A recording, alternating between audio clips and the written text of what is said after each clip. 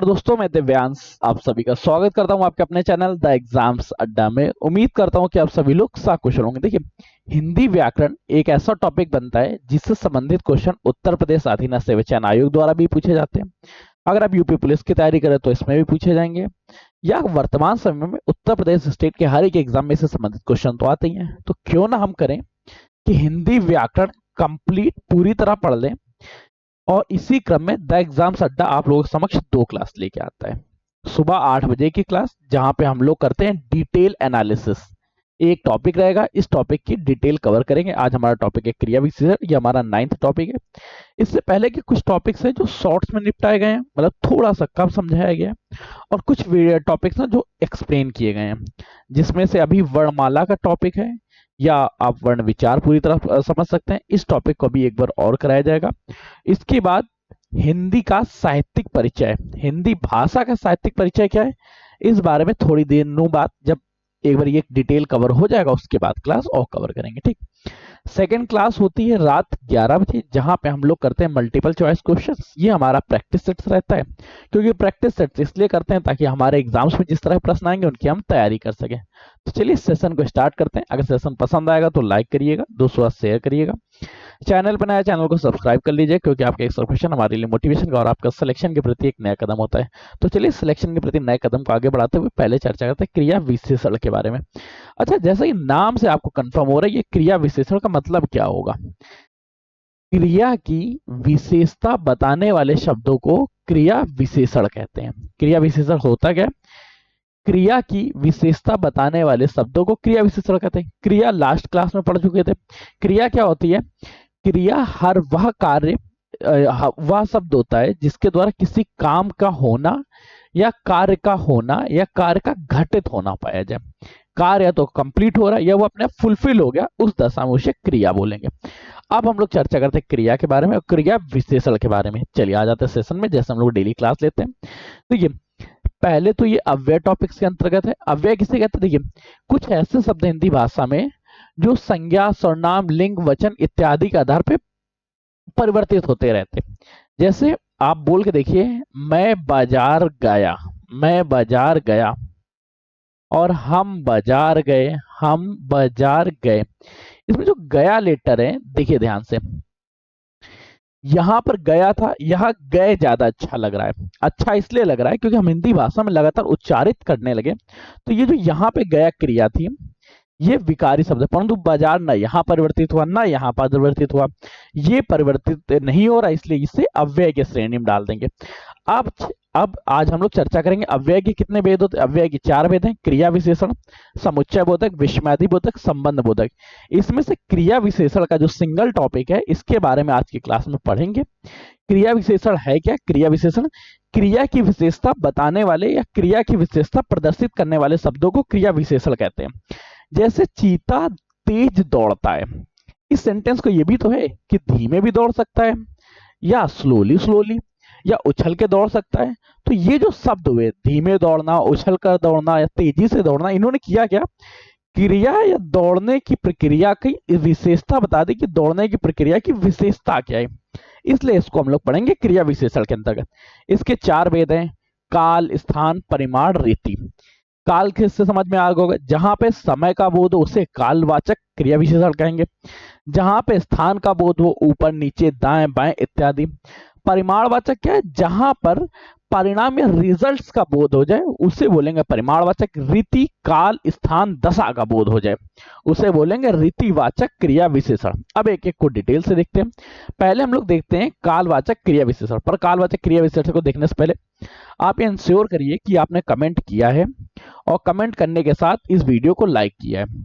अगर पॉसिबल हो सके तो कम से कम 10 दोस्तों के साथ शेयर कर दीजिए, ताकि उनको ये सेशन मिल सके। और अगर इसकी पीडीएफ नहीं मिल पाती आपको तो आप कमेंट करिएगा, वैसे मैंने इसकी पीडीएफ जो हमारा व्हाट्सएप ग्रुप है, टेलीग्राम ग्रुप है, दोनों जगह प्रोवाइड करा दूंगा।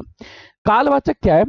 क्रिया विशेषण का वह स्वरूप जिसमें क्रिया के होने के समय का बोध होता है, उन्हें कालवाचक कहते हैं। कालवाचक में भी 3 प्रकार होंगे: समय सूचक, अवधि सूचक, बारंबारता सूचक। समय सूचक जो एग्जैक्ट टाइम बताए, जैसे तुरंत, अभी, आजकल, परसों, कल इत्यादि। जैसे अभी अभी सुरेश बाजार से घर आया है, वह शाम को आपसे मिलेगा। अवधि सूचक क्या है? हमेशा, सदा, लगातार, दिन भर, नित्य, आजकल। हमेशा हमें राम नाम लेना चाहिए। लगातार भारत पाकिस्तान को वनडे मैच में पीटता आ रहा है, आज फिर पीटा है, इस बात की और खुशी है। बारंबारता सूचक के बारे में चर्चा करें तो प्रतिदिन, बार बार, कई बार, जब एक ही चीज की बारंबारता या रिपीटेशन हो जाए वहां होता है बारंबारता। अवधि सूचक जब इंटरवल सेम हो और प्रत्येक इंटरवल पे बार बार रिपीट हो रहा हो। समय सूचक जहां पे समय का बोध हो रहा हो। कुछ एग्जांपल देख लेते हैं। मैं कल जयपुर जाऊंगा, जब कल का उदाहरण हो रहा तो ये किसका होगा? ये रहेगा आपका समय सूचक। सचिन दिन भर घूमता रहता है, सचिन दिन भर घूम रहा है, ये क्या? अवधि सूचक बता रहा है कि वो पूरा दिन घूम रहा है। उसे अभी बुलाओ, अभी मतलब क्या है? तुरंत, समय, टाइम पीरियड हो गया, समय सूचक हो गया। वह तुरंत चला गया, तुरंत चला गया, समय सूचक।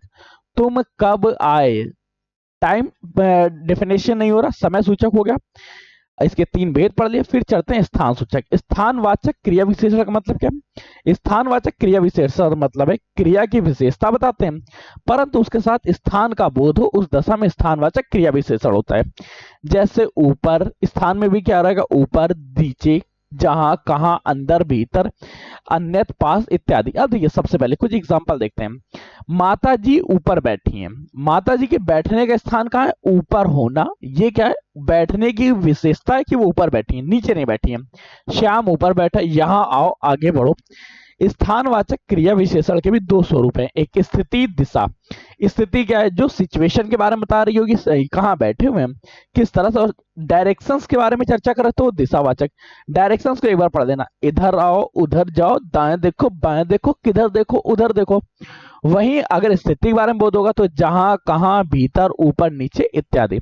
फिर चर्चा करते हैं परिमाणवाचक विशेषण के बारे में। परिमाणवाचक क्रिया विशेषण का मतलब क्या है? जहां पर क्रिया की विशेषता तो बताई जा रही, उसके साथ परिमाण या रिजल्ट्स का बोध होता है। जब रिजल्ट्स का बोध होगा तो वहां पे क्या होगा? परिमाणवाचक क्रिया विशेषण। जैसे थोड़ा, अल्प, कम, न्यून, कुछ, इत्यादि, दीर्घ, लघु, बहुतायता। थोड़ा सा बचकर चलो, अधिक सोचो, धीरज बहुत रोया, जितना चाहे उतना ले लो, चीनी थोड़ी कम है।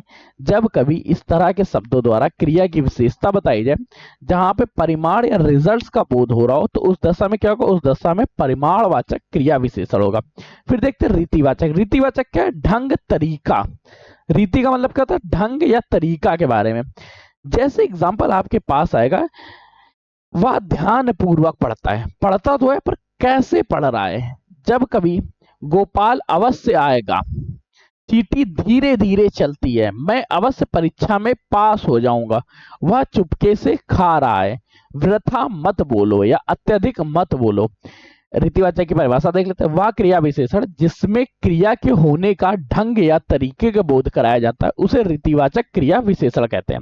इस प्रकार ठीक, सच्छा, सायशा, परस्पर, सहज, सर्वथा, इत्यादि। आज के सेशन में हम लोगों ने क्रिया विशेषण के बारे में पढ़ा। एक बार क्विक रिवीजन कर लेते हैं, इसके बाद इसके डिटेल क्लास के बारे में देखेंगे। मल्टीपल चॉइस क्वेश्चन की क्लास रात 11 बजे होगी, उससे जुड़िएगा, वहां पे बाकी सेशन होंगे। कल हम लोग चर्चा करेंगे इसमें समुच्चय बोधक के बारे में। आज क्या देखा? चार भेद होते हैं, कालवाचक, स्थानवाचक, परिमाणवाचक, रीतिवाचक। कालवाचक क्या होता है? जहां पे काल या समय का बोध हो रहा है वो उसे बोलते हैं कालवाचक। इसके भी तीन भेद है, समय सूचक, अवधि सूचक, बारंबारता सूचक। स्थानवाचक क्या है? जहां पे स्थान का बोध हो, दो भेद हो गए, स्थिति तथा दिशा सूचक। वहीं परिमाण की चर्चा करें जहां रिजल्ट्स का बोध हो रहा हो, और रीतिवाचक क्रिया के होने के ढंग या तरीके का बोध और उसे बोलेंगे रीतिवाचक। अब आज का सेशन को यहीं रख रहे हैं। उम्मीद करते हैं आपको सेशन पसंद आएगा। अगर पसंद आया तो लाइक करिए, दोस्तों शेयर करिएगा, चैनल पर चैनल सब्सक्राइब कर लीजिएगा। तब तक के लिए कीप स्टडी, कीप स्माइलिंग, पढ़ते रहिए, मुस्कुराते रहिए। पढ़ाई मुस्कुराहट एक साथ अच्छी लगती है, अकेले में दोनों अधूरे। और हाँ, सबसे जरूरी न्यूज, गूगल ड्राइव का लिंक लगाया जा चुका है, वहां से जाके आप सबकी पीडीएफ ले सकते हैं। आपकी इच्छा हो तो व्हाट्सएप से भी ले सकते हैं, टेलीग्राम से भी ले सकते हैं।